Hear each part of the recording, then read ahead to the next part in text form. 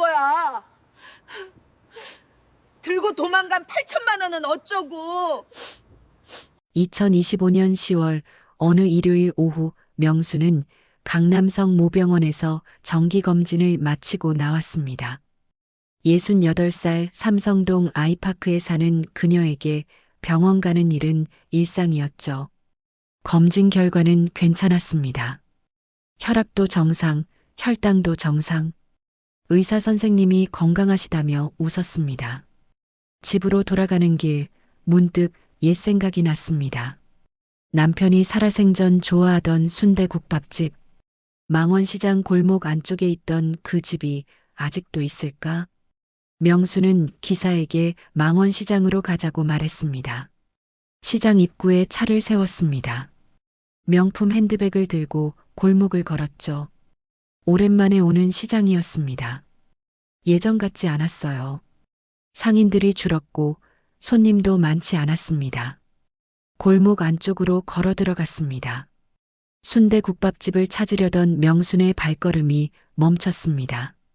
포장마차 하나가 보였습니다.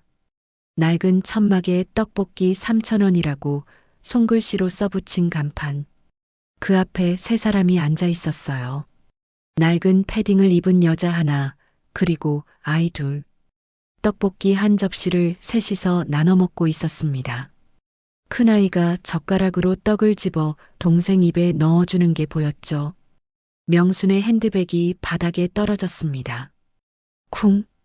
시장 바닥에 명품 가방이 나뒹굴었지만 명수는 그것조차 의식하지 못했습니다. 여자가 고개를 들었습니다. 떡볶이 국물이 묻은 입술을 닦으며 명순을 봤어요. 둘의 시선이 마주쳤습니다. 명순의 입에서 신음 같은 소리가 새어나왔습니다.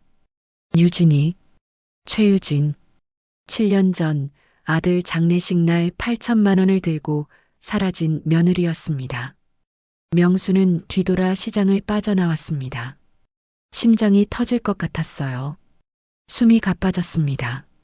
차에 올라타며 뒤를 돌아봤습니다. 골목 입구에 누군가 서 있는 것 같았어요. 하지만 확실하지 않았습니다. 명수는 떠는 손으로 핸드폰을 꺼냈습니다. 둘째 아들 태수에게 전화를 걸려다 멈췄죠. 무엇을 말해야 할까요? 7년 전 그날 밤이 떠올랐습니다. 빈 금고, 사라진 며느리, 그리고 복수심에 불타던 자신의 모습. 하지만 오늘 본 유진의 모습은 너무나 비참했습니다. 8천만 원이면 평생 놀고 먹을 돈인데 왜 저꼴로 사는 거지? 명수는 혼잣말을 했습니다. 그리고 무언가 잘못됐다는 걸 직감했죠. 집으로 돌아온 명수는 소파에 주저앉았습니다. 손이 계속 떨렸어요. 아까 본 광경이 머릿속을 떠나지 않았습니다. 낡은 패딩을 입은 유진, 3,000원짜리 떡볶이를 아이들과 나눠 먹던 그 모습, 8천만 원을 들고 도망쳤는데 왜 저꼴로 살아? 명수는 혼잣말을 했습니다. 뭔가 맞지 않았어요. 퍼즐이 들어맞지 않는 느낌이었죠.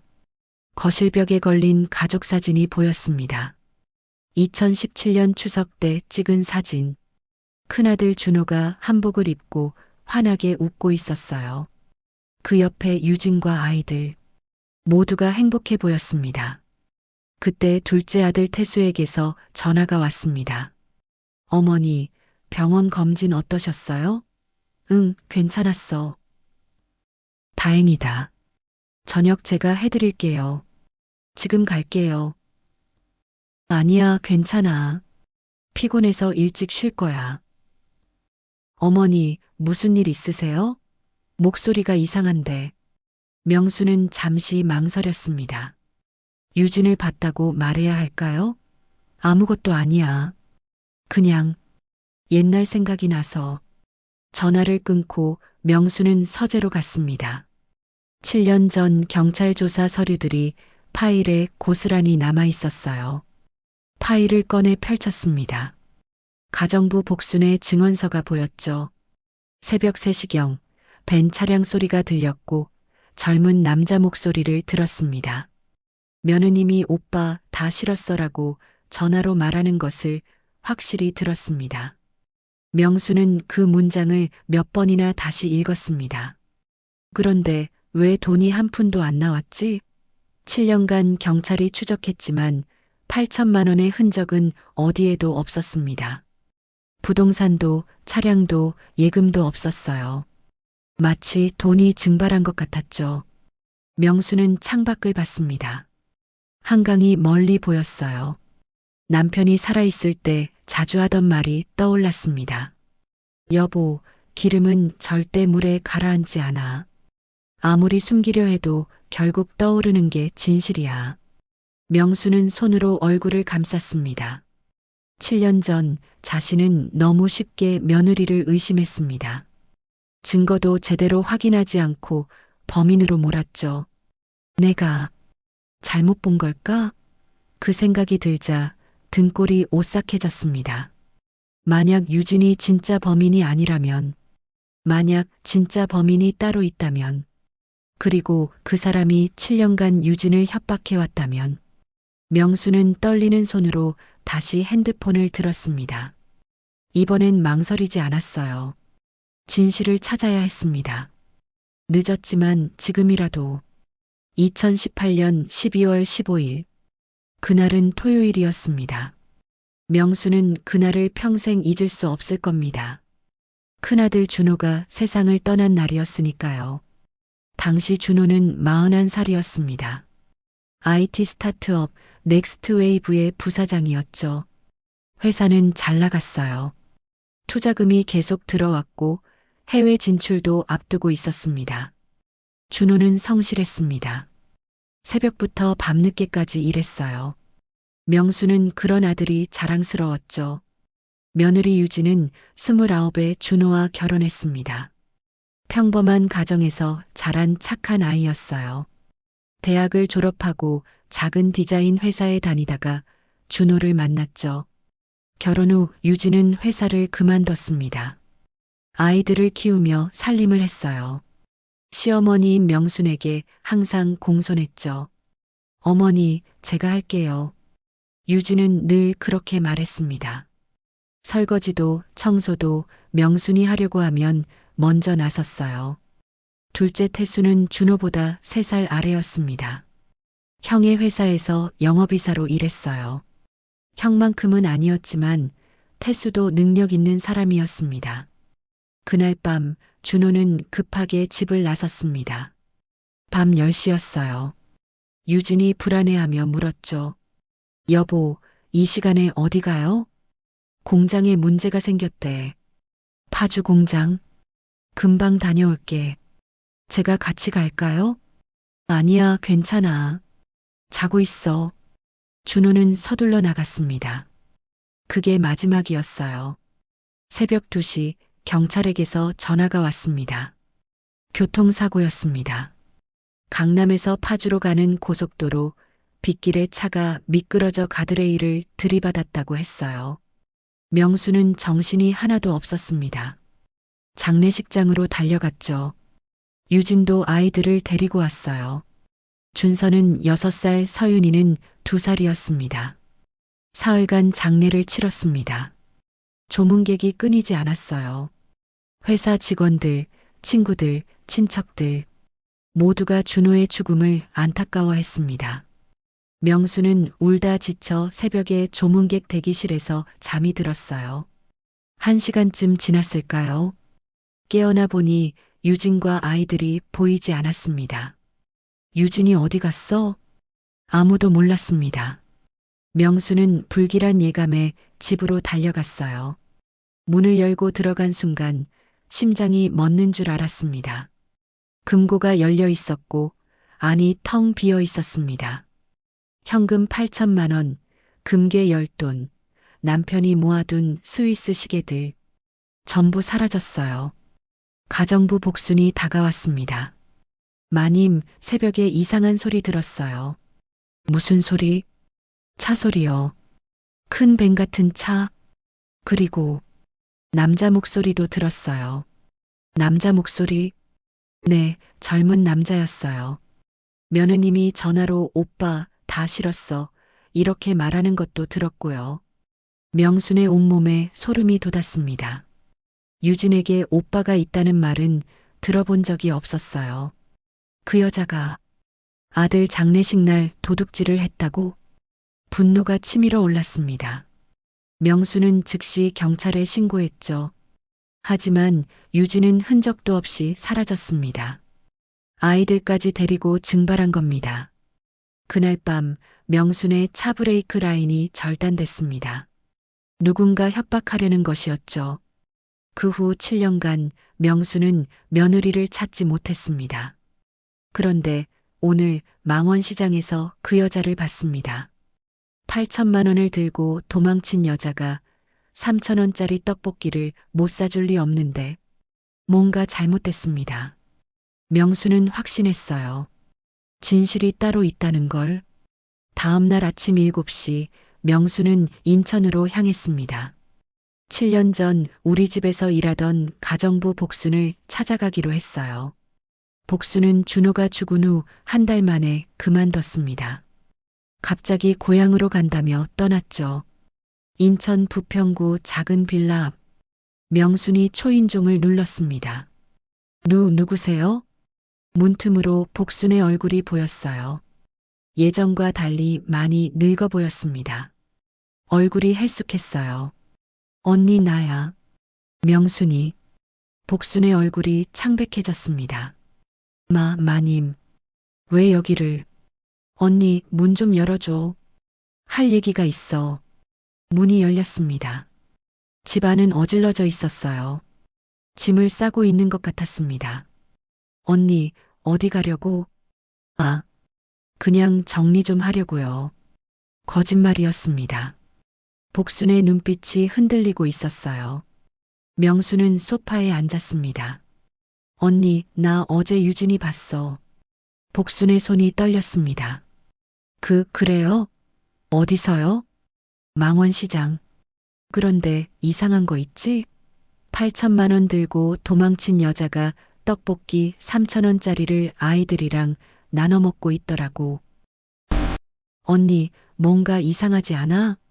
돈은 어디 갔을까? 복순이 고개를 떨구었습니다. 명수는 복순의 손을 잡았어요. 언니, 7년 전 그날 밤 정말 젊은 남자 목소리 들었어? 복순이 몸을 떨었습니다. 마님, 언니 제발 진실을 말해줘. 나 미치겠어. 복순의 눈에서 눈물이 흘러내렸습니다. 마님 죄송해요. 저 거짓말했어요. 명순의 심장이 쿵 내려앉았습니다. 뭐라고? 젊은 남자 목소리 같은 거 없었어요. 제가 지어낸 거예요. 왜 그런 거짓말을? 복순이 울먹이며 말했습니다. 태수 도련님이 돈을 줬어요. 2천만 원. 태수가? 네. 장례식 다음 날 저를 불러서 그렇게 증언하라고. 안 그러면 제 딸이 다니는 회사에서 잘릴 거라고. 명수는 숨이 막혔습니다. 그럼 유진이는? 모르겠어요. 저는 그냥 시키는 대로 한 거예요. 죄송해요, 마님. 명순의 머릿속이 새하얗게 변했습니다. 태수가 왜 그랬을까요? 왜 며느리에게 누명을 씌우려 했을까요? 언니, 그럼 왜 갑자기 집을 정리하는 거야? 복순의 얼굴이 공포로 일그러졌습니다. 어제 누가 왔어요? 누가? 태수 도련님이요. 어떻게 알았는지. 마님이 저를 찾을 거라고. 그래서 입 다물라고. 협박했어? 복순이 고개를 끄덕였습니다. 마님 조심하세요. 도련님 눈빛이 무서웠어요. 뭔가 숨기고 있는 게 분명해요. 그때였습니다. 삐걱. 현관문이 열리는 소리가 들렸어요. 명순과 복순이 동시에 고개를 돌렸습니다. 문이 조금 열려 있었습니다. 아까 분명히 닫았는데 명수는 벌떡 일어나 현관으로 뛰어갔어요. 복도로 나갔지만 계단에서 발소리만 희미하게 들렸습니다. 누군가 엿듣고 있었던 겁니다. 명수는 식은땀이 흘렀어요. 복순에게 돌아와 말했습니다. 언니, 당분간 여기 있지 마. 어디 안전한 데로 피해 있어. 마님은요? 나는 진실을 밝혀낼 거야. 늦었지만 명수는 복순의 집을 나섰습니다. 차에 올라타자마자 핸드폰이 울렸어요. 모르는 번호였습니다. 문자였어요. 호기심은 비극을 부른다. 손주들 생각해라. 명순의 손이 떨렸습니다. 하지만 이번엔 물러서지 않을 겁니다. 태수가 뭔가 숨기고 있습니다. 그리고 그게 준호의 죽음과 관련이 있을지도 모릅니다. 집으로 돌아온 명수는 침대에 누웠습니다. 온몸에 힘이 빠졌어요. 머릿속이 복잡했습니다. 태수가 복순에게 2천만 원을 줬다는 것, 거짓 증언을 시켰다는 것, 그리고 어제 복순을 협박했다는 것. 내 아들이 그럴 리 없어. 명수는 고개를 저었습니다. 태수는 착한 아이였어요. 형이 죽은 후 명순을 잘 돌봐줬습니다. 회사도 열심히 경영했고 매달 생활비도 챙겨줬죠. 하지만 복순의 말이 거짓일 리 없었습니다. 그 떨리는 목소리, 두려움에 질린 눈빛, 연기가 아니었어요. 명수는 일어나 거실로 나왔습니다. 액자에 담긴 태수의 사진이 보였어요. 25살 때 찍은 증명사진이었습니다. 환하게 웃고 있는 얼굴. 태수야, 넌 뭘 숨기고 있니? 핸드폰이 울렸습니다. 태수였어요. 명수는 손이 떨렸습니다. 받아야 할까요? 말아야 할까요? 세 번째 벨이 울릴 때 받았습니다. 여보세요. 어머니, 저예요. 점심 드셨어요? 다정한 목소리였습니다. 평소와 똑같았어요. 응, 먹었어. 오늘 저녁에 갈게요. 삼계탕 사다 드릴게요. 아니야, 괜찮아. 피곤해서 일찍 잘 거야. 어머니, 요즘 왜 이러세요? 며칠째 만나시질 않으시네. 명수는 목소리를 가다듬었습니다. 태수야, 너 복순 언니 요즘 본 적 있니? 전화기 너머로 잠깐 침묵이 흘렀어요. 복순 이모님요? 아니요, 왜요? 그냥 궁금해서.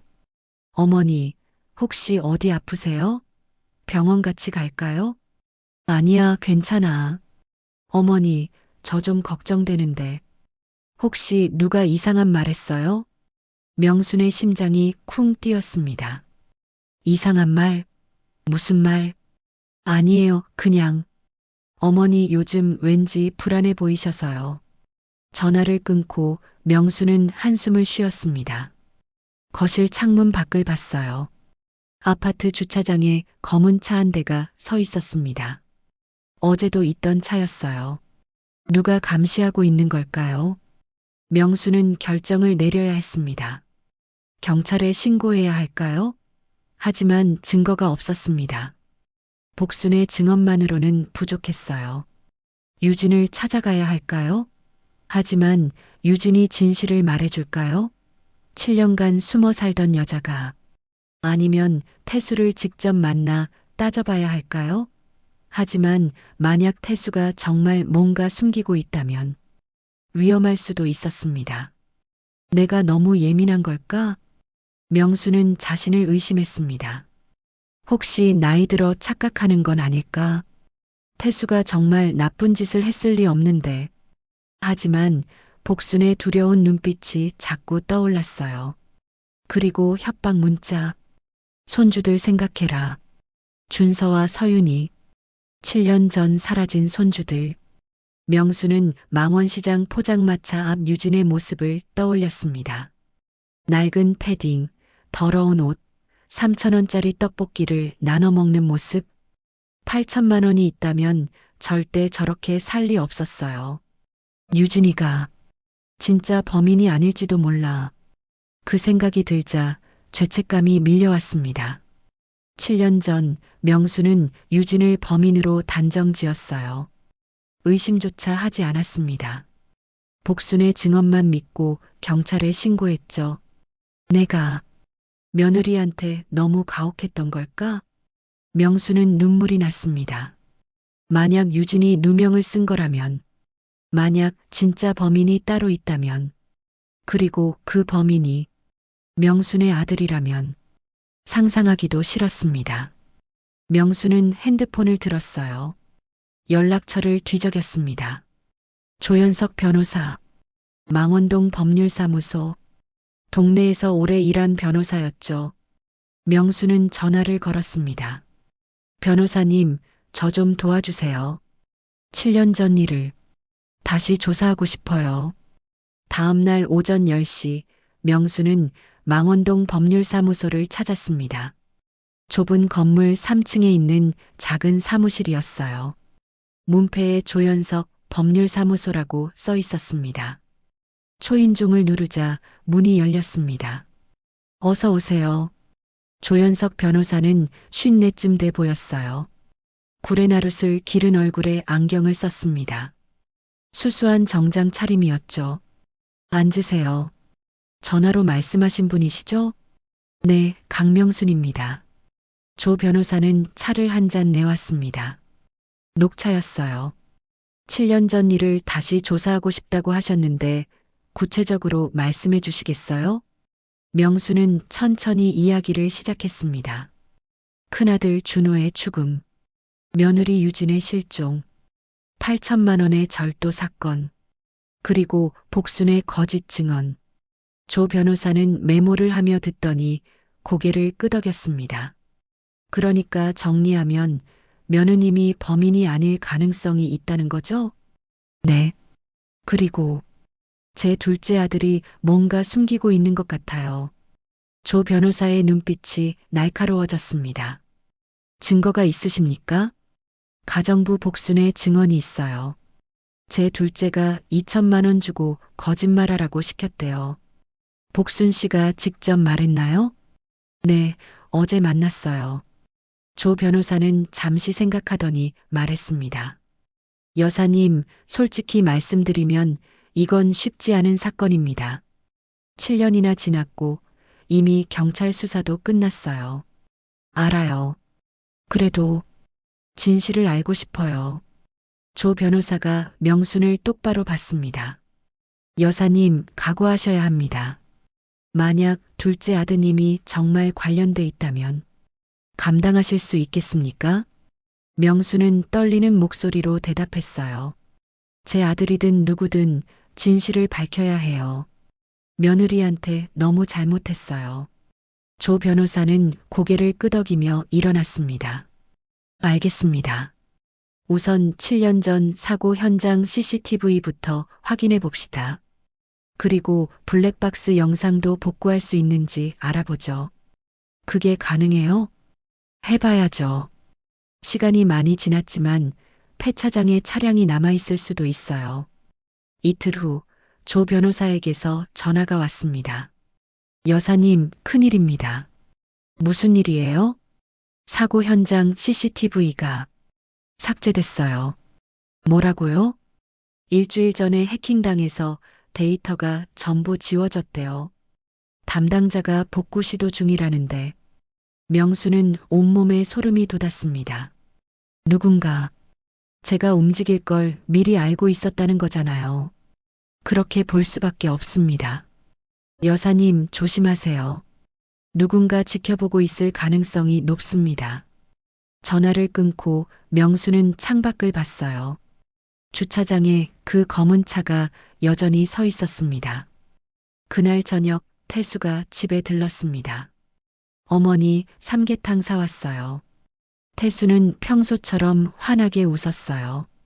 명수는 아들을 봤습니다. 이 아이가 정말 뭔가 숨기고 있는 걸까요? 어머니, 요즘 어디 다녀오세요? 낮에 집에 안 계시던데. 응? 그냥 친구들 좀 만나고. 누구요? 너는 모르는 사람들이야. 태수의 눈빛이 잠깐 차갑게 변했습니다. 하지만 금방 웃음을 지었어요. 어머니, 건강 챙기세요. 요즘 안색이 안 좋으신 것 같아. 태수가 나간 후 명수는 핸드폰을 확인했습니다. 또 문자가 와 있었어요. 모르는 번호. 옛일은 묻어두는 게 좋다. 파헤치면 다 죽는다. 명순의 손이 떨렸습니다. 하지만 이제 물러설 수 없었어요.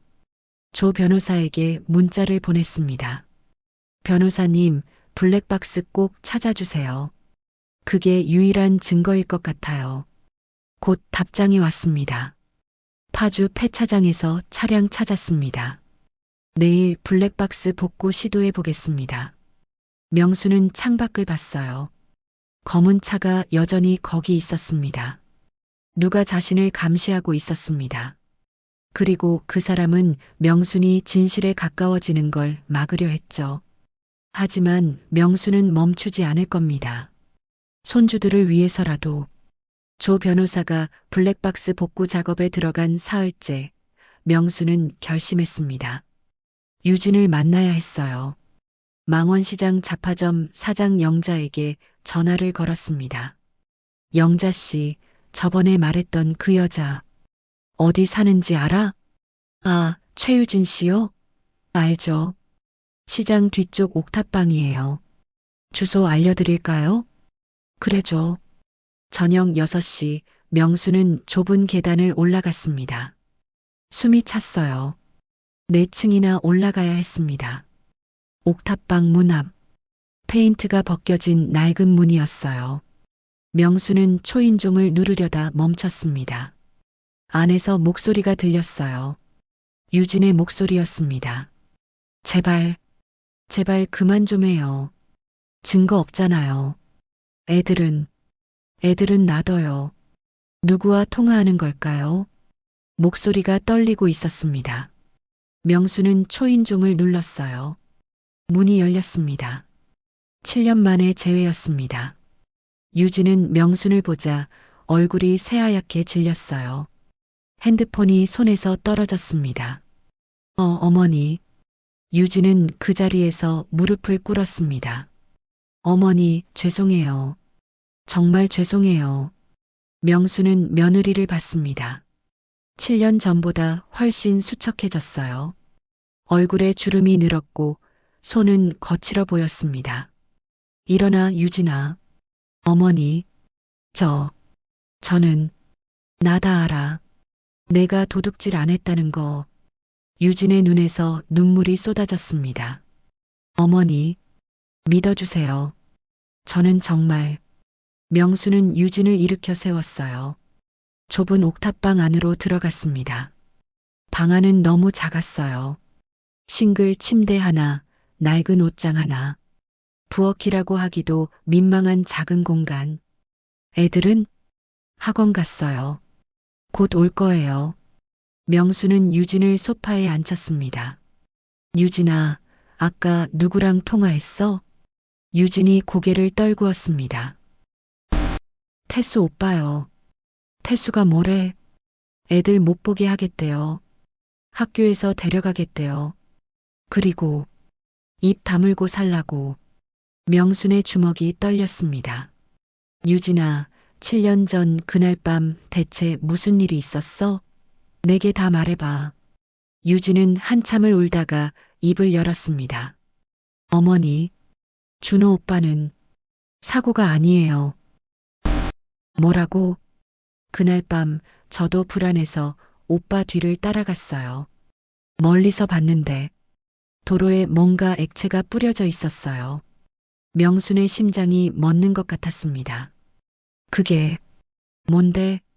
브레이크 액이요. 나중에 알았어요. 차가 미끄러지게 하려고 일부러 뿌린 거였어요. 누가 그런 짓을. 유진이 명순의 눈을 똑바로 봤습니다. 태수 오빠요. 태수 오빠 차를 봤어요. 도로 옆에 세워져 있었어요. 명수는 숨을 쉴 수가 없었습니다. 그럼 왜 진작 말 안 했어? 증거가 없었어요. 사진을 찍긴 했는데. 태수 오빠가 경찰한테 로비를 해서 조작됐다고 했어요. 그리고 협박했어요. 애들 죽이겠다고. 8천만 원은? 어머니, 저는 그 돈 한 푼도 안 가져갔어요. 태수 오빠가 강제로 빼앗아 갔어요. 금고 열쇠도 태수 오빠가 알고 있었잖아요. 명수는 온몸이 떨렸습니다. 그럼 넌 왜 도망쳤어? 도망친 게 아니라 쫓겨난 거예요. 태수 오빠가 그날 밤 애들 데리고 나가라고. 안 그러면 애들 앞에서 절 죽이겠다고. 유진이 소매를 걷어 올렸습니다. 팔에 오래된 화상 자국이 있었어요. 이것도 태수 오빠가. 담뱃불로. 명수는 며느리를 끌어안았습니다. 미안해. 미안해 유진아. 내가 너무 잘못했어. 두 사람은 한참을 울었습니다. 유진이 서랍에서 USB를 꺼냈어요. 어머니, 이거 7년간 모은 증거예요. 태수 오빠가 협박하는 녹음 파일이랑 브레이크의 구매 영수증 사진이랑 전부 여기 있어요. 명수는 USB를 받아들었습니다. 유진아, 이제 우리 함께 싸우자. 태수를 반드시 감옥에 보내자. 유진이 고개를 끄덕였습니다. 그때 문이 열렸어요. 준서와 서윤이가 학원에서 돌아왔습니다. 할머니, 아이들이 명순을 봤어요. 준서는 7년 전 6살이었는데 이제 13이 됐습니다. 서윤이는 2살이었는데 9살이 됐고요. 할머니, 정말 할머니세요? 명수는 손주들을 안았습니다. 눈물이 멈추지 않았어요. 미안해. 할머니가 너희들한테 너무 미안해. 그날 밤 명수는 유진과 아이들을 자기 집으로 데려갔습니다. 이제 전쟁이 시작됐습니다. 태수를 상대로 한 진실의 전쟁이. 명순의 집에 유진과 아이들이 들어온 다음 날 태수가 찾아왔습니다. 초인종이 울렸을 때 유진은 얼굴이 창백해졌어요. 어머니, 태수 오빠예요. 괜찮아. 내가 막을게. 명수는 문을 열었습니다. 태수가 서 있었어요. 어머니, 안에 누가 있어요? 왜? 형수차가 주차장에 있던데요. 태수는 안으로 들어왔습니다. 거실에서 유진과 아이들을 봤어요. 태수의 얼굴이 굳었습니다. 어머니, 이게 무슨 짓이세요? 내 며느리랑 손주 데려오는데 내가 왜 참견이야? 어머니, 형수가 뭐라고 했는지 모르겠지만 다 거짓말이에요. 거짓말은 내가 하고 있잖아. 태수의 눈빛이 차갑게 변했습니다. 어머니, 나이 드시니까 판단력이 흐려지신 것 같은데 옛날 일은 그만 잊으세요. 제발. 그 말투에는 협박이 섞여 있었습니다. 태수야, 나가.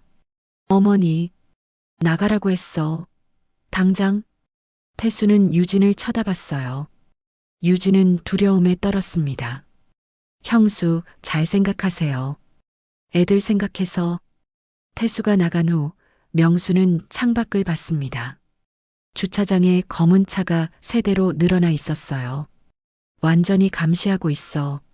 조 변호사에게 전화를 걸었습니다. 변호사님, 사설탐정 좀 구해주세요. 사설탐정요? 네. 우리도 태수를 감시해야 해요.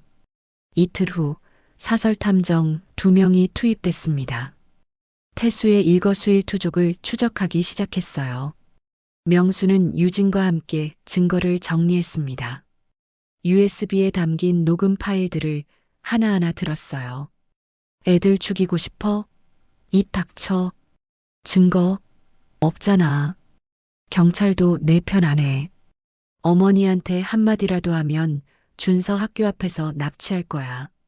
태수의 목소리였습니다.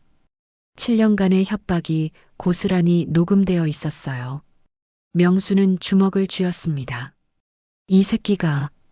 유진이 서랍에서 사진들을 꺼냈습니다. 어머니, 이거 봐요. 태수 오빠가 카센터에서 브레이크에 구매하는 사진이에요. 사진 속에 태수가 선명하게 찍혀 있었어요. 날짜는 2018년 12월 14일. 사고 하루 전이었습니다. 이걸 어떻게 찍었어? 제가 7년간 태수 오빠를 미행했어요. 사설탐정 고용해서 혼자서 네. 어머니한테 피해 안 가게 하려고 혼자 싸웠어요. 명수는 며느리를 안았습니다.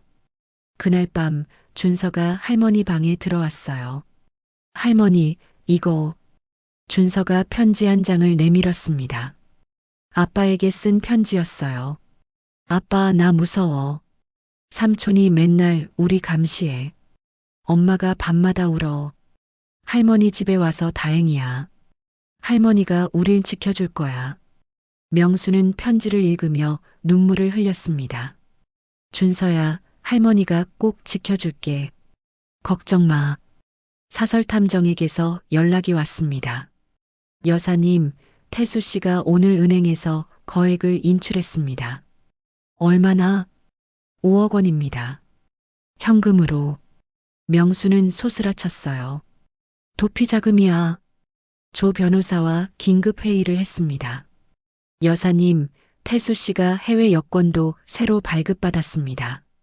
태국행 티켓도 예약했고요. 언제요? 일주일 후입니다. 일주일 안에 증거를 확보해야 해요. 명수는 결심했습니다. 변호사님, 블랙박스는 어떻게 됐어요? 복구 작업 중입니다. 이틀 내로 결과 나올 겁니다. 다음 날 태수의 아내가 명순의 집 앞에 나타났습니다.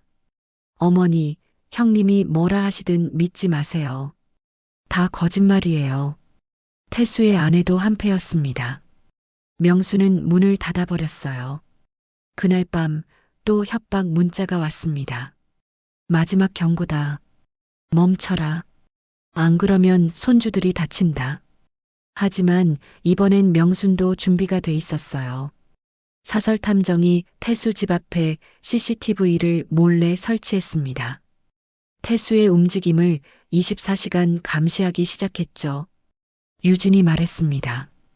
어머니, 밤에 누가 집 앞을 서성거려요. 알아. 태수가 보낸 사람이야. 무섭지 않으세요? 명수는 며느리의 손을 잡았습니다. 무섭지. 근데 더 무서운 건 진실을 모르고 사는 거야. 이제 끝을 봐야 해. 조 변호사에게서 전화가 왔어요. 여사님, 블랙박스 복구 성공했습니다. 정말요? 네, 내일 오세요. 같이 확인해 봅시다. 명수는 유진을 받습니다. 유진아, 이제 마지막이야. 준비됐지? 네, 어머니. 7년을 기다렸어요. 다음 날 오전 명순과 유진은 조 변호사 사무실로 갔습니다. 책상 위에 작은 블랙박스가 놓여 있었어요. 7년 만에 찾아낸 증거였습니다. 복구 전문가가 밤새 작업했습니다. 일부는 손상됐지만 결정적인 부분은 살아났어요. 조 변호사가 노트북을 켰습니다. 영상이 재생됐어요. 2018년 12월 15일 밤 10시 20분. 준호가 운전대를 잡고 있었습니다. 핸드폰이 울렸어요. 준호가 받았습니다. 태수야. 뭐? 태수의 목소리가 들렸습니다. 형, 공장에 큰일 났어. 기계가 고장나서 불날 뻔했어. 빨리 와봐. 지금 밤 10시가 넘었는데 형이 안 오면 큰일 나. 투자사 실사 내일인데 이거 들키면 계약 날아가. 알았어, 간다. 전화가 끊겼습니다. 명수는 화면을 뚫어져라 봤어요. 태수가 형을 급하게 부른 겁니다. 차가 고속도로로 진입했습니다. 비가 내리기 시작했어요. 준호가 다시 전화를 걸었습니다. 태수야, 나 거의 다 왔어. 근데 공장에 불은 껐어? 태수의 목소리가 이상했습니다. 형, 미안해. 뭐, 무슨 소리야? 형, 회사 내가 가져야 해. 형은 너무 많이 가졌어. 태수야, 무슨 소리 하는 거야? 전화가 끊어졌습니다. 준호가 당황해서 다시 전화를 걸었어요. 그때 차가 갑자기 미끄러지기 시작했습니다. 뭐야? 브레이크가 안 먹혀. 준호가 비명을 질렀어요. 차가 빙글빙글 돌았습니다. 그리고 영상이 끊겼어요. 하지만 음성은 계속됐습니다. 도로에 뭔가 뿌려져 있어. 태수야, 내가 왜? 쿵. 엄청난 충격음. 그리고 침묵. 명수는 의자에서 주저앉았습니다. 유진이 명순을 부축했어요. 어머니. 명수는 온몸이 떨렸습니다. 저 새끼가 형을 죽인 거야. 조 변호사가 말했습니다. 여사님, 가장 중요한 열초가 영상으로는 손상됐습니다. 하지만 음성은 완벽하게 남아 있어요. 이건 결정적 증거입니다. 유진이 가방에서 서류 봉투를 꺼냈습니다. 어머니, 이것도 있어요. 뭔데? 준호 오빠가 죽기 이틀 전에 제게 맡긴 USB예요. 혹시 모르니까 보관하라고 USB를 연결했습니다. 파일이 하나 들어 있었어요. 준호의 목소리였습니다. 유진아, 이거 잘 보관해줘. 태수가 요즘 이상해. 자꾸 회사 지분 이야기를 하고 내가 물러나라고 압박해. 뭔가 계획하고 있는 것 같아.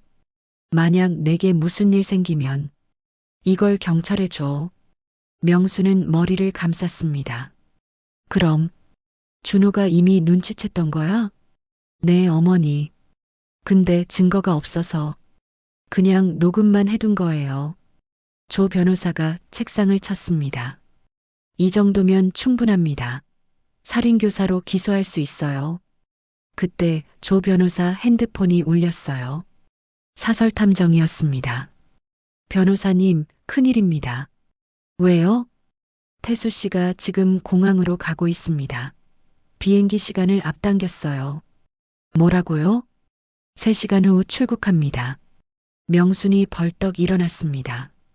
지금 당장 경찰에 신고해요. 여사님, 아직 영장이 없어요. 시간이 걸립니다. 그럼 어떻게? 유진이 말했습니다. 어머니, 직접 가요. 공항에서 막아요. 조 변호사가 고개를 저었습니다. 위험합니다. 태수 씨가 뭘 할지 몰라요. 그래도 가야죠. 저 새끼 놓치면 영원히 못 잡아요. 명수는 핸드폰을 꺼냈습니다. 셋째 아들 민수에게 전화를 걸었어요.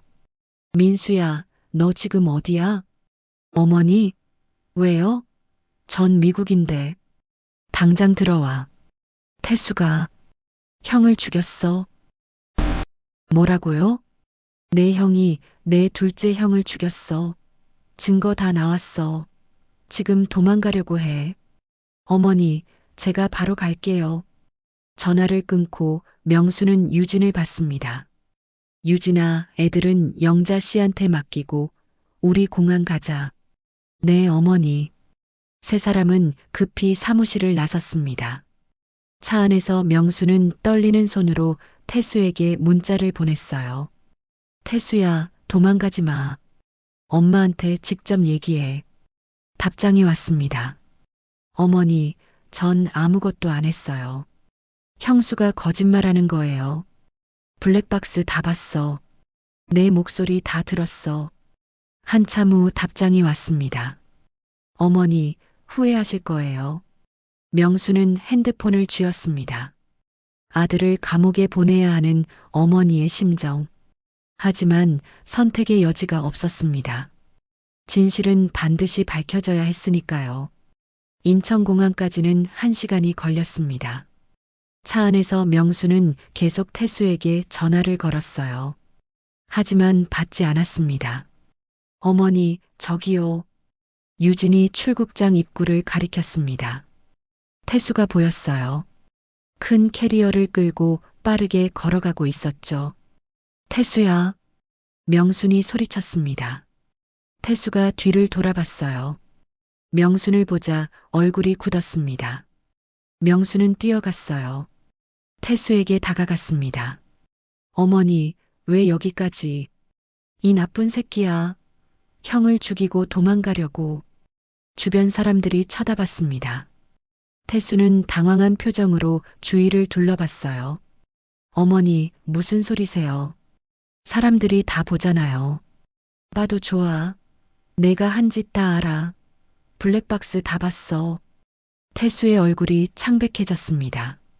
어머니, 그건 유진이 다가왔습니다. 태수 오빠, 이제 끝이에요. 7년간 모은 증거 다 있어요. 태수가 유진을 노려봤어요. 2년이, 7년 동안 뭘 한 거야? 당신이 준호 오빠 죽인 거 다 알아요. 브레이크의 구매 영수증, 사고 현장 CCTV, 협박, 녹음 파일. 전부 다요. 태수가 뒤로 물러났습니다. 그때 공항 경찰이 다가왔어요. 무슨 일이십니까? 명순이 말했습니다. 이 사람 체포해 주세요. 살인범이에요. 할머니, 증거 있으세요? 조 변호사가 서류 봉투를 꺼냈습니다. 여기 블랙박스 복구 영상과 음성 파일 있습니다. 그리고 피해자가 남긴 녹음 파일도 있고요. 공항 경찰이 서류를 확인했어요. 일단 경찰서로 동행해야겠습니다. 태수가 갑자기 소리쳤습니다. 어머니, 정신 차려요.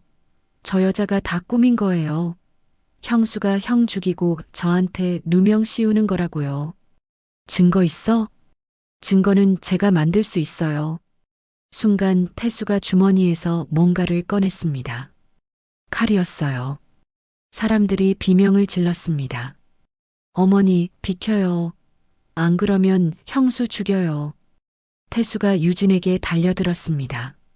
조 변호사가 유진을 밀어냈어요. 칼이 조 변호사 팔을 스쳤습니다. 으악! 피가 흘렀습니다.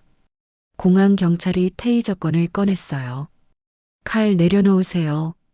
태수는 칼을 들고 출구 쪽으로 뛰었습니다. 저 새끼 잡아. 경찰들이 추격했어요. 명수는 조 변호사를 부축했습니다. 변호사님, 괜찮으세요? 괜찮습니다. 저 사람 잡아야 해요. 그때 태수의 아내가 나타났습니다. 변호사 2명을 데리고 왔어요. 시어머님, 이게 무슨 짓이세요? 내 남편이 살인자야. 증거가 어디 있어요? 그 블랙박스 영상 조작된 거예요. 우리 변호사들이 무효화할 수 있어요. 태수 아내의 변호사가 나섰습니다. 저희는 이 블랙박스 영상이 불법 복구됐다고 주장할 겁니다. 증거 능력 없어요. 조 변호사가 반박했습니다. 불법 복구가 아닙니다. 정식 절차를 밟았어요. 증명해 보세요. 증명서 여기 있습니다. 두 변호사가 서류를 주고받으며 싸웠어요. 그 사이 태수는 화장실로 도망갔습니다. 명순이 쫓아갔어요. 유진도 따라왔습니다. 태수야, 나와. 화장실 안에서 태수의 목소리가 들렸습니다. 어머니, 제발 그냥 보내줘요. 저 살려줘요. 형은 살려줬어? 7년 전에? 형이 회사를 안 넘겨줬어요. 제가 더 열심히 했는데 왜 형만 잘 나가야 해요? 그래서 형을 죽였어? 태수가 화장실 문을 열고 나왔습니다. 얼굴이 눈물범벅이었어요. 어머니, 전 형을 죽이고 싶지 않았어요. 그냥 겁만 주려고 했어요. 겁만 준다고 브레이크액을 뿌려? 거짓말하지 마. 정말이에요. 그냥 사고 나게 해서 병원에 입원시키려고. 죽을 줄 몰랐어요. 유진이 소리쳤습니다. 거짓말. 당신 형한테 전화했잖아. 형은 너무 많이 가졌어라고. 태수가 무릎을 꿇었습니다. 어머니, 미안해요. 정말 미안해요. 명수는 아들을 내려다봤습니다. 눈물이 났어요. 하지만 용서할 수 없었습니다. 태수야, 넌 이제 내 아들 아니야. 공항 경찰이 도착했습니다. 태수를 수갑으로 채웠어요. 강태수 씨 살인교사 혐의로 체포합니다. 태수가 끌려가면서 명순을 봤습니다. 어머니, 후회하실 거예요. 제가 없으면 회사 망해요. 어머니 노후 자금도 다 날아가요. 명수는 고개를 돌렸습니다. 더 이상 아들의 얼굴을 보고 싶지 않았어요. 유진이 명순을 안았습니다. 어머니, 이제 끝났어요. 하지만 명수는 알고 있었습니다. 진짜 싸움은 이제부터라는 걸. 태수가 체포된 다음 날 명순의 집 앞에 기자들이 몰려들었습니다. 강명순 여사님, 둘째 아드님을 직접 고소하신 이유가 뭡니까? 가족을 배신한 기분이 어떠십니까? 회사 경영은 어떻게 하실 겁니까? 명수는 집 밖으로 나갈 수가 없었어요. 그날 저녁 태수의 변호사단이 기자회견을 열었습니다. 강태수 씨는 무죄입니다. 블랙박스 영상은 조작됐고 모든 증거는 며느리 최유진 씨가 꾸민 것입니다. 강태수 씨는 형의 죽음을 이용해 회사를 빼앗으려는 최유진 씨의 음모에 희생당한 겁니다. TV를 보던 명수는 리모컨을 집어던졌습니다. 저 개자식들이. 다음 날 더 충격적인 소식이 들렸습니다. 조 변호사에게서 전화가 왔어요.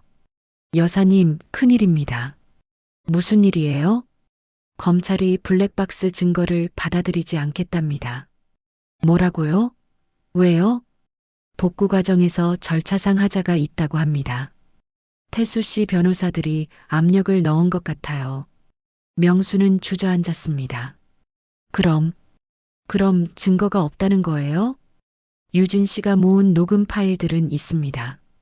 하지만 불법 녹음으로 간주될 수 있어요. 미칠 것 같아요. 진짜 미치겠어요. 그날 오후 더 최악의 소식이 들렸습니다. 회사 이사회가 긴급 소집됐어요. 그리고 결정을 내렸습니다. 강태수 대표 복직. 이사들이 태수 편을 든 겁니다. 회사가 망하면 자기들도 손해니까요. 명수는 전화기를 내던졌습니다. 유진이 다가왔어요. 어머니, 괜찮으세요? 괜찮을 리가 있나? 저 새끼가 이긴 거야. 그날 밤 준서의 학교에서 연락이 왔습니다. 어머니, 준서가 학교에서 집단 따돌림을 당하고 있습니다. 살인자 손자라고. 명수는 눈물이 났어요. 애들이 무슨 죄가 있어. 서윤이도 어린이집에서 쫓겨났습니다. 다른 학부모들이 항의했다고 해요. 그 집 애랑 우리 애 같이 못나요. 유진이 무릎을 꿇고 울었습니다. 어머니, 제가 잘못했어요. 제가 나서지 말 걸 그랬어요. 아니야, 유진아. 내 잘못 아니야. 하지만 더 충격적인 일이 기다리고 있었습니다. 복순에게서 전화가 왔어요. 마님, 저 증언 못하겠어요. 언니, 무슨 소리야. 태수 도련님 변호사들이 찾아와서 제 딸을 협박했어요. 증언하면 딸 회사에서 잘리게 하겠대요. 언니, 미안해요, 마님. 저도 살아야 해요. 전화가 끊겼습니다. 명수는 바닥에 주저앉았어요. 증인도 없어졌습니다. 조 변호사가 찾아왔습니다. 얼굴이 어두웠어요. 여사님, 한 가지 더 나쁜 소식이 있습니다. 또 뭔데요? 태수 씨 아내도 공범이었습니다. 그건 알아요. 아닙니다. 그 여자가 7년간 유진 씨를 감시하고 협박한 실행자였어요. 그리고 여사님, 차 브레이크를 끄는 것도 그 여자였습니다. 명수는 숨이 막혔습니다. 뭐라고? CCTV를 다시 확인했는데 7년 전 그날 밤 여사님 차 주변에 태수 씨 아내가 있었어요. 그럼 나를 죽이려 한 것도. 네. 부부가 함께 계획한 겁니다. 명수는 온몸이 떨렸습니다. 그날 밤 셋째 아들 민수가 미국에서 긴급 귀국했습니다. 어머니, 제가 도와드릴게요. 하지만 민수도 할 수 있는 게 없었어요. 증거는 무효가 됐고 증인은 사라졌고 회사는 태수 편이었습니다. 명수는 침대에 누웠어요. 머리가 깨질 것 같았습니다. 내가 이길 수 없는 걸까? 7년간 모은 증거들이 한순간에 무너졌습니다. 유진이 방에 들어왔어요. 어머니, 제가 태수 오빠 앞에서 자백을 받아낼게요. 무슨 소리야? 녹음기 들고 가서 자백 받아낼게요. 그럼 증거되잖아요. 위험해. 그 새끼가 널 죽일 수도 있어. 괜찮아요. 7년을 기다렸는데 이렇게 포기할 순 없어요. 명수는 며느리의 손을 잡았습니다. 유진아, 미안해. 내가 이런 고생을. 어머니, 이건 제 싸움이기도 해요. 준호 오빠를 위해서라도 끝을 봐야 해요. 그날 밤 명수는 잠을 이룰 수 없었습니다. 창밖을 보니 검은 차들이 다시 나타났어요. 이번엔 5대였습니다. 태수가 석방됐습니다. 증거 불충분으로. 그리고 복수를 준비하고 있었습니다. 명순의 핸드폰에 문자가 왔어요. 어머니, 이제 제 차례입니다. 어머니가 가진 모든 걸 빼앗아 가겠습니다. 태수가 석방된 지 사흘째, 명수는 침대에서 일어나지 못했습니다. 어머니, 물이라도 드세요. 유진이 물컵을 가져왔지만 명수는 고개를 저었어요. 소용없어. 다 끝났어. 어머니, 포기하시면 안 돼요. 포기? 이미 진 거야. 증거도 없고 증인도 없고 회사도 저 새끼 편이야. 명수는 처음으로 며느리에게 소리를 질렀습니다. 유진은 눈물을 흘리며 방을 나갔어요. 그날 오후 태수가 집 앞에 나타났습니다. 초인종을 눌렀지만 명수는 나가지 않았어요. 태수가 소리쳤습니다. 어머니, 문 열어요. 이 집 제 거예요. 제 명의로 돼 있다고요. 명수는 귀를 막았습니다. 저리 가. 제발 저리 가. 민수가 문을 열었어요. 태수와 마주쳤습니다. 형, 여기서 뭐 하는 거야? 비켜, 막내야. 너도 형수 편 들 거야? 당연하지. 넌 살인자야. 태수가 비웃었습니다. 살인자? 증거 있어? 법원에서 무죄 나왔는데? 넌 미국 가서 돈이나 벌어. 여긴 내 구역이야. 민수가 주먹을 쥐었지만 참았어요. 형, 후회할 거야. 후회는 내가 할 거야. 어머니 재산 다 내가 가져갈 거니까. 태수가 떠난 후 민수는 어머니 방으로 갔습니다. 어머니, 제가 뭔가 찾아볼게요. 분명히 방법이 있을 거예요. 명수는 대답하지 않았어요. 그저 천장만 바라보고 있었습니다. 그날 밤 준서가 할머니 방에 들어왔습니다. 할머니. 응, 준서야. 할머니, 우리 이제 여기서 못 사는 거예요? 명수는 손주를 안았습니다. 미안해. 할머니가 무능해서. 아니에요. 할머니 잘못 아니에요. 준서가 주머니에서 종이를 꺼냈어요. 할머니, 이거 제가 아빠 서재에서 찾았어요. 이게 뭔데? 잘 모르겠는데. 아빠가 숨겨둔 것 같아요. 책 사이에 끼워져 있었어요. 명순이 종이를 펼쳤습니다. 준호의 필체였어요. 메모 같은 것이었습니다.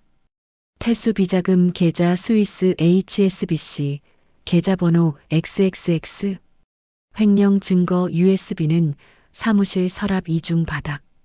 명순의 손이 떨렸습니다. 이게 뭐야? 민수를 불렀어요.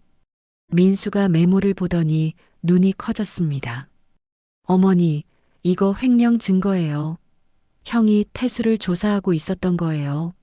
정말? 네. 사무실에 가봐야 해요. 하지만 조 변호사가 고개를 저었습니다. 여사님, 회사는 이미 태수 씨가 장악했어요. 들어갈 수가 없어요. 그럼 어떻게? 유진이 나섰습니다. 제가 들어갈게요. 저는 아직 직원 명부에 있어요. 7년 전 퇴사 처리 안 됐거든요. 너무 위험해. 어머니, 전 7년을 기다렸어요. 이제 끝을 봐야 해요. 준호 오빠가 남긴 마지막 선물이에요. 명수는 며느리를 받습니다. 유진아. 어머니, 같이 싸워요. 끝까지. 명수는 침대에서 일어났습니다.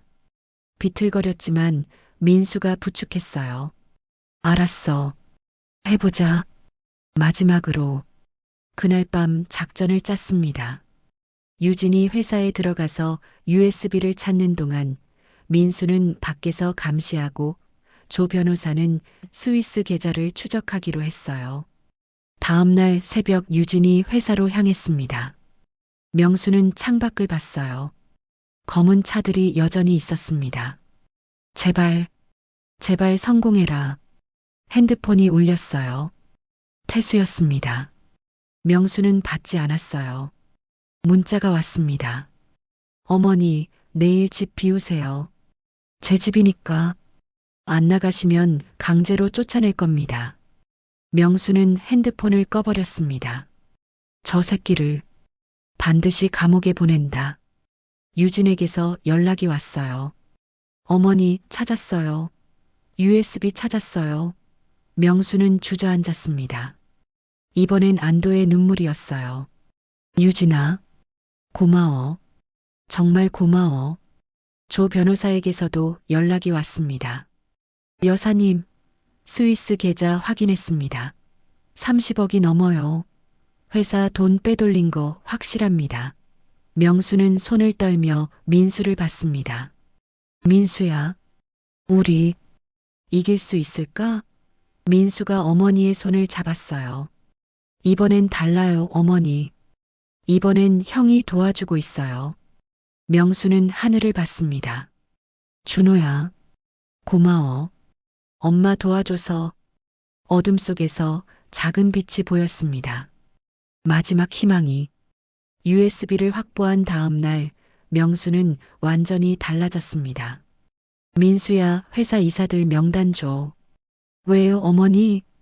한 명 한 명 찾아갈 거야. 태수가 횡령한 증거 보여주면서 민수가 걱정스럽게 말했어요. 어머니, 위험해요. 태수 형이 가만 안 있을 거예요. 위험?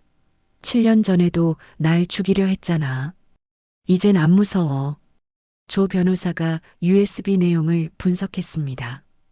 여사님, 이건 폭탄입니다. 태수 씨가 5년간 회사 돈 48억을 빼돌렸어요. 48억? 네. 가짜 협력업체 만들어서 돈 빼돌리고 스위스 계좌로 송금했어요. 준호 씨가 다 추적해놨습니다. 명수는 큰아들이 남긴 선물을 꼭 쥐었어요. 준호야, 고마워. 유진이 말했습니다. 어머니, 이제 뭘 해야 해요? 태수를 함정에 빠뜨릴 거야. 걔가 직접 자백하게 만들 거야. 어떻게요? 명수는 계획을 설명했습니다. 민수가 태수를 만나서 어머니가 치매에 걸렸다고 거짓말하는 겁니다. 그러면 태수가 방심할 거라고요. 그리고 내가 태수를 집으로 부를 거야. 유산 상속 이야기한다고. 그때 녹음하는 거죠? 아니야. 태수는 녹음기를 조심할 거야. 조 변호사가 웃었습니다. 그래서 제가 직접 숨어 있을 겁니다. 증인으로. 변호사님이요? 네. 그리고 경찰도 대기시킬 겁니다. 다음 날 민수가 태수를 만났습니다. 강남역 카페. 태수는 여유롭게 커피를 마시고 있었어요. 막내야, 무슨 일이야? 형, 어머니가 많이 안 좋으셔. 뭐가? 치매 증상이 나타나셨어. 의사가 초기 치매래. 태수의 눈빛이 반짝였습니다. 진짜?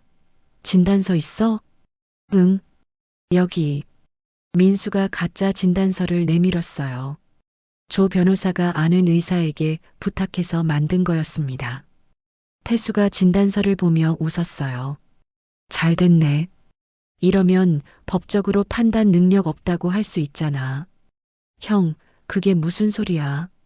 재산 관리를 내가 해야지. 어머니 혼자 두면 위험하잖아. 민수는 속으로 주먹을 쥐었습니다. 하지만 참았어요. 그래. 형이 하는 게 좋을 것 같아. 잘 생각했어, 막내야. 넌 미국 가서 조용히 살아. 내가 한국은 알아서 할게. 민수가 돌아와서 보고했습니다. 어머니, 태수 형이 완전히 방심했어요. 좋아. 이제 본격적으로 시작하자. 명수는 태수에게 전화를 걸었어요. 태수야, 엄마야. 어머니, 무슨 일이세요? 태수야. 엄마가 요즘 머리가 자꾸 하얘져서 재산 정리를 해야 할 것 같아. 태수의 목소리가 달콤해졌습니다. 어머니, 걱정 마세요. 제가 다 도와드릴게요. 그래. 내일 저녁에 집에 와. 변호사도 부를 테니까. 네, 어머니. 꼭 갈게요. 전화를 끊고 명수는 조 변호사를 받습니다. 변호사님, 준비하세요. 내일이 마지막입니다. 조 변호사가 고개를 끄덕였어요.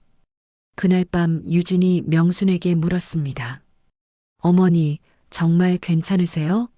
태수 오빠가 폭력을 쓸 수도 있어요. 괜찮아. 경찰이 밖에 대기하고 있을 거야. 그리고 난 더 이상 무섭지 않아. 어머니, 유진아, 7년 동안 내가 혼자 견딘 거 생각하면 난 한 번쯤 위험해질 수 있어. 유진이 명순을 안았습니다. 다음 날 저녁 모든 준비가 끝났습니다. 조 변호사는 서재에 숨었어요. 녹음 장비와 함께 민수는 부엌에 대기했습니다. 유진과 아이들은 안전하게 이웃집으로 피신시켰어요. 명수는 거실에 홀로 앉았습니다. 초인종이 울렸어요. 태수였습니다. 명수는 심호흡을 했어요. 자, 이제 시작이다. 문을 열었습니다. 태수가 환하게 웃으며 들어왔어요. 어머니, 오랜만이에요. 그래, 들어와. 태수는 소파에 앉았습니다. 가방에서 서류들을 꺼냈어요. 어머니, 이것만 서명하시면 돼요. 제가 어머니 재산 관리할 수 있게. 명수는 서류를 보지도 않았습니다. 대신 태수를 똑바로 봤어요.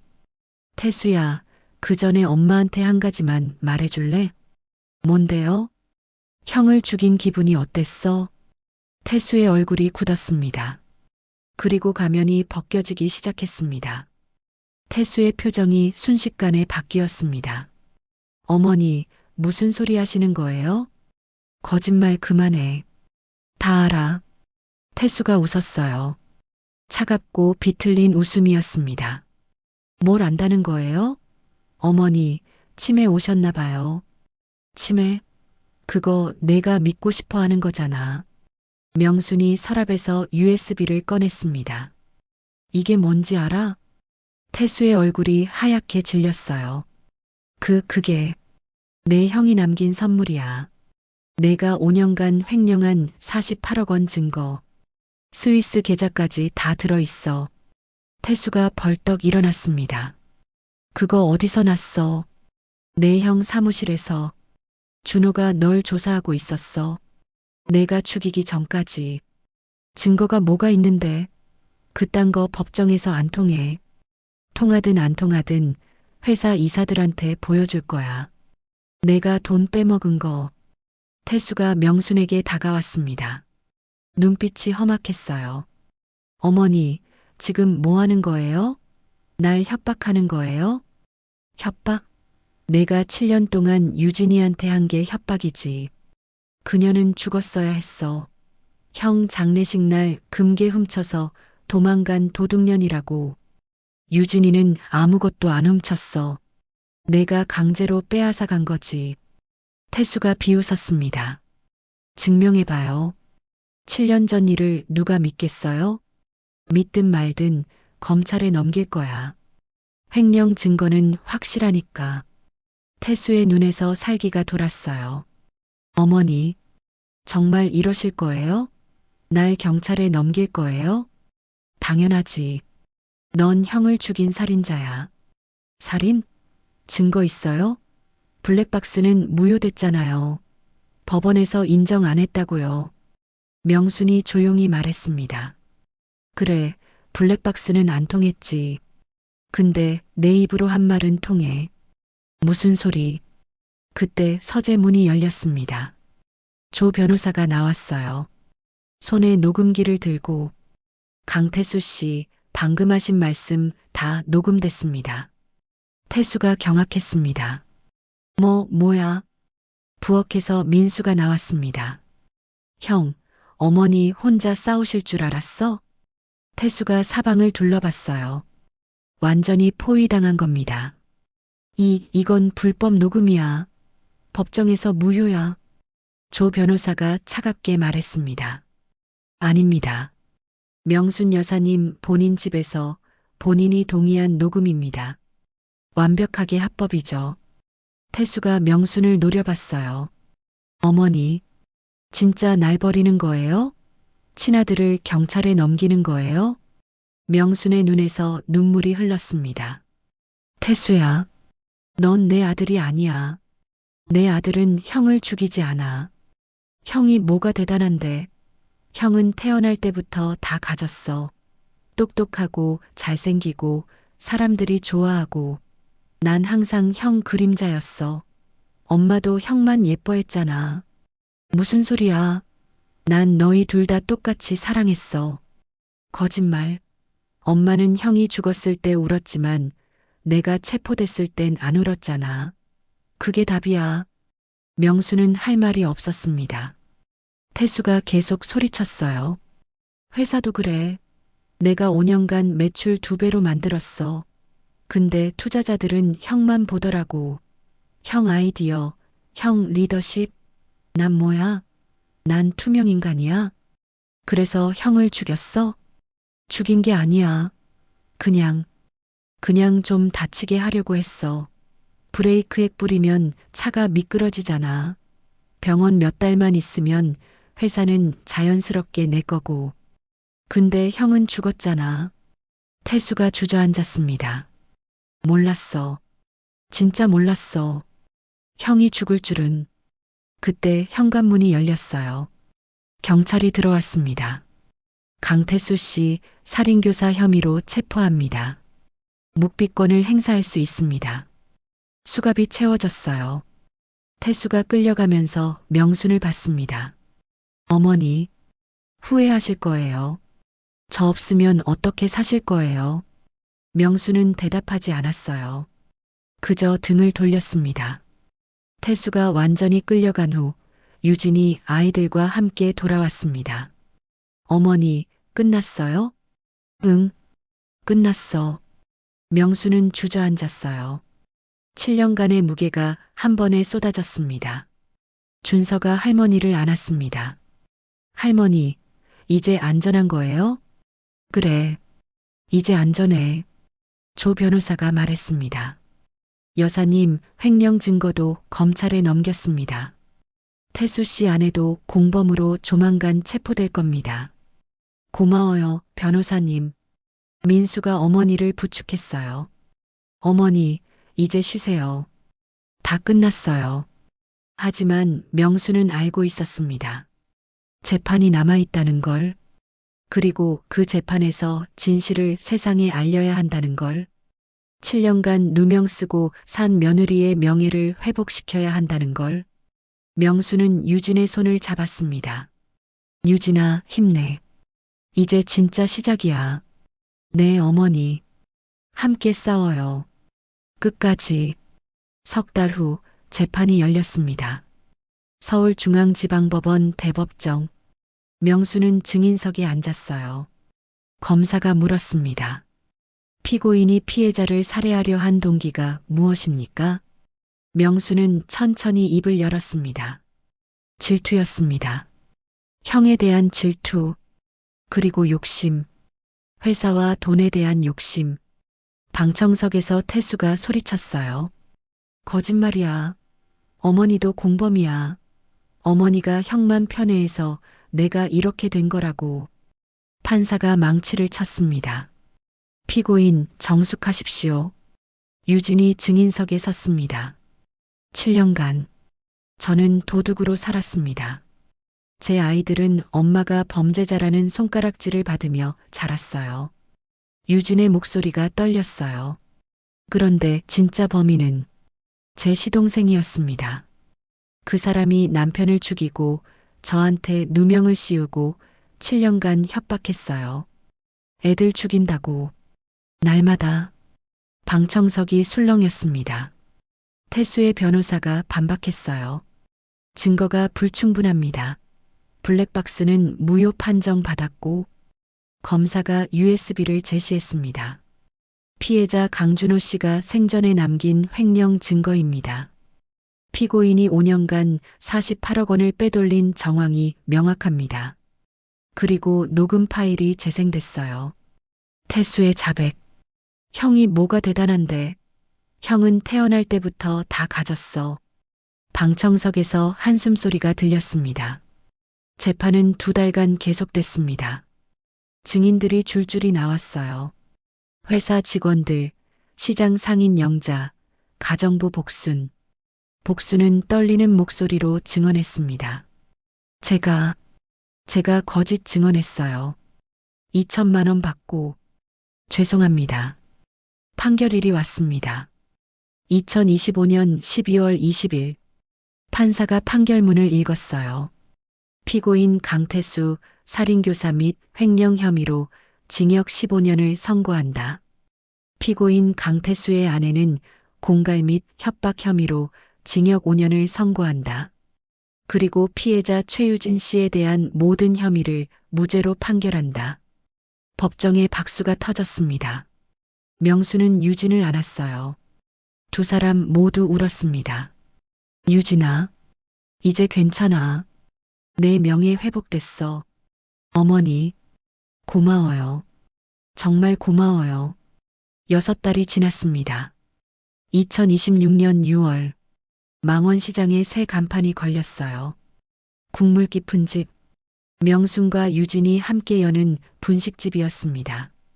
어머니, 떡볶이 국물감 봐주세요. 딱 좋은데? 유진이 솜씨 늘었네. 2사람은 웃으며 장사 준비를 했어요. 첫 손님은 조 변호사였습니다. 여사님, 장사 잘 되시겠어요. 떡볶이 한 접시 주세요. 변호사님, 서비스예요. 그동안 고마웠어요. 점심시간이 되자 손님들이 몰려왔습니다. 시장 상인들, 동네 주민들. 영자가 들어왔어요. 언니, 대박 나겠는데? 맛있다는 소문 다 퍼졌어. 준서와 서윤이가 학교 끝나고 들렀습니다. 할머니, 저희 왔어요. 그래, 배고프지? 엄마가 특별히 계란 듬뿍 넣은 떡볶이 만들었어. 7년 전엔 계란 하나도 못 넣어줬는데, 이젠 실컷 먹일 수 있었어요. 준서는 과학경시대회에서 대상을 받았습니다. 서윤이는 전국미술대회에서 금상을 탔고요. 할머니, 우리 아빠 사진 걸어도 돼요? 명수는 고개를 끄덕였어요. 가게 벽에 준호의 사진을 걸었습니다. 환하게 웃고 있는 모습. 준호야, 내 가족 잘 지키고 있어. 걱정 마. 저녁 무렵 민수가 들렀습니다. 어머니, 장사 잘 되네요. 그래, 내 형 덕분이야. 형이 남긴 증거로 회사 되찾았잖아. 민수는 형의 회사를 정리하고 사회공헌재단을 만들었어요. 형의 이름으로. 형 목까지 열심히 살게요, 어머니. 해가 지고 있었습니다. 마지막 손님을 보낸 후 명순과 유진은 가게 앞에 앉았어요. 어머니, 힘들지 않으세요? 아니야. 오히려 좋아. 사람들 만나고 음식 만들고. 이게 진짜 행복인 것 같아. 저도요. 7년 만에 처음으로 제대로 잠을 자요. 악몽 안 꾸고. 명수는 며느리의 손을 잡았습니다. 유진아, 7년 동안 혼자 버텨줘서 고마워. 내가 아니었으면 진실을 못 밝혔을 거야. 아니에요, 어머니. 어머니가 저를 믿어주셔서 제가 이겨낼 수 있었어요. 시장에 저녁 불빛이 켜졌습니다. 명수는 하늘을 봤어요. 별이 반짝였습니다. 여보, 보고 있어? 준호도 보고 있지? 우리 잘 살고 있어. 유진이 국물 냄비를 확인했어요. 어머니, 이 말씀 기억하세요? 기름은 물에 가라앉지 않는다고. 그래, 기억해. 진실도 그래요. 아무리 숨겨도 결국엔 떠올라요. 우리가 증명했잖아요. 명수는 미소 지었습니다. TV에서 뉴스가 나왔어요. 그들의 이야기가 다큐멘터리로 제작된다는 소식이었습니다. 제목은 가면 뒤에 진실 마이너스 7년 만에 명예 회복. 어머니, 우리 유명해지겠는데요? 유명한 건 관심 없어. 그냥 평범하게 살고 싶어. 다음 날 아침 가게 문을 열었습니다. 첫 손님은 동네 경찰서장이었어요. 여사님, 떡볶이 정말 맛있던데요. 오늘도 한 그릇 주세요. 감사합니다, 서장님. 덕분에 안전하게 살고 있어요. 명수는 국물을 저으며 생각했습니다. 7년의 어둠이 지나고 드디어 빛이 왔습니다. 거짓은 오래가지 못하고 진실은 반드시 밝혀집니다. 명수는 손주들이 웃으며 떡볶이를 먹는 모습을 봤어요. 이게 진짜 행복이었습니다. 돈이나 명예가 아니라 사랑하는 사람들과 함께하는 평범한 일상. 망원시장에 활기가 넘쳤습니다. 그리고 국물 깊은 집은 오늘도 따뜻한 국물로 사람들을 맞이합니다. 진실을 향한 용기가 모든 것을 바꿨습니다. 그리고 가족은 더욱 단단해졌습니다.